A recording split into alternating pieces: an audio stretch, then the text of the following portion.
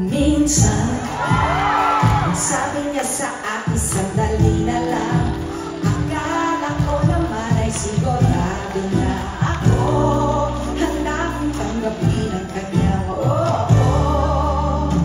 Bigla na naman nagbago ang isip niya. Di ko akalain na ganun pala siya. Tinapitin ako.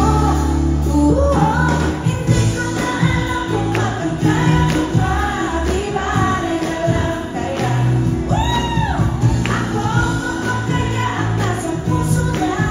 Di bale na lang kaya. Thank you. Di bale na lang.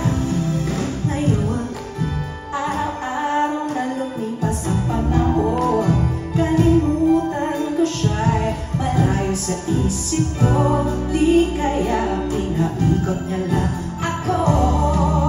Bigla na naman nagbago ang isip niya. Pagkakataon ko nang mapasagot ko siya. Pag ang sinabi ko'y di mabili, pagkakapahiya ulit. Hindi ko na alam kung magkakaya ko pa. Di bale na lang kaya. Ako magkakaya ang nasa puso niya. Di bale na lang kaya. Ngunit mahal ko siya. Di bale na. Bakit ka naman ganyan?